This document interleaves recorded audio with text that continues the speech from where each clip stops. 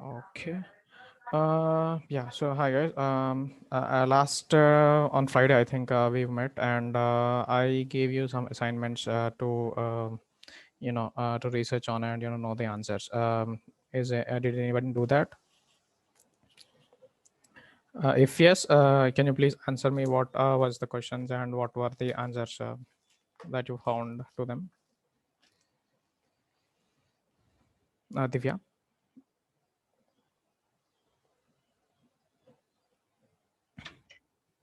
Yeah, yes, Harish.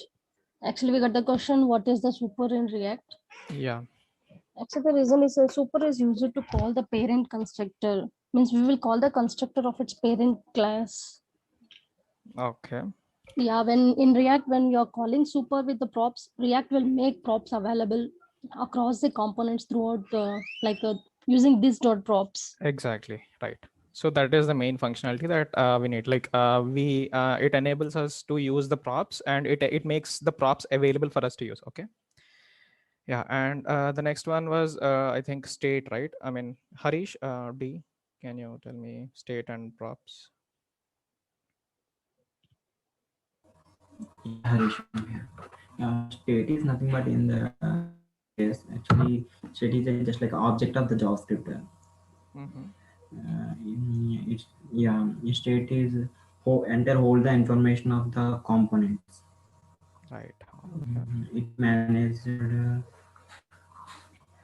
It made include within the Your voice is breaking actually. I don't know if it is or issue or mine.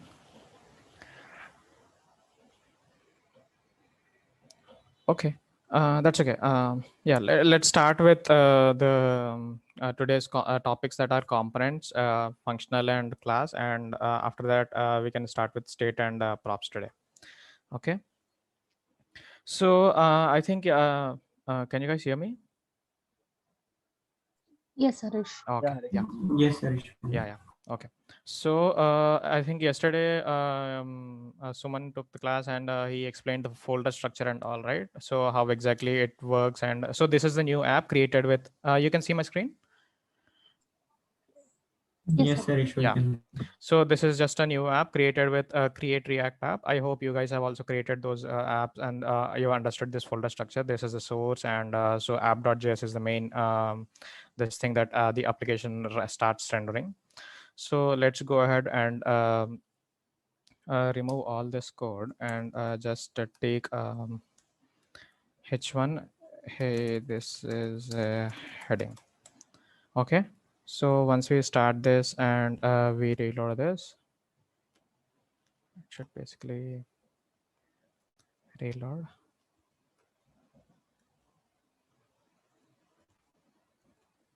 Yep. So hey, this is a heading. So as I've already told you, this particular is a JSX, right? What if we don't want to write this JSX, and what if we want to write this functional? I mean, in the old manner way, as I've already told you on Friday. So let's just write how this code turns and manipulates into or compiles into React dot create element of div, and this so the react dot create element is the function that we use to create elements. Okay. And uh, uh, keep in mind, guys, like these are the basic things that anybody asks, or these are the basic things that we need to know in order for us to in order for people to know that we know React. So this is the create dot react dot create element. Oh, okay. Let's just import. First thing is import React.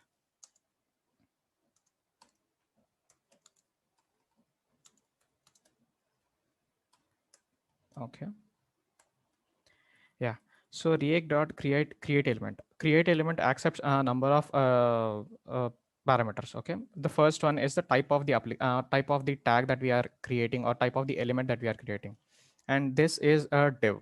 And the second one is a configuration, like if you want to provide any class or property or anything like that. Okay. Let's just keep it empty for now. And this is just this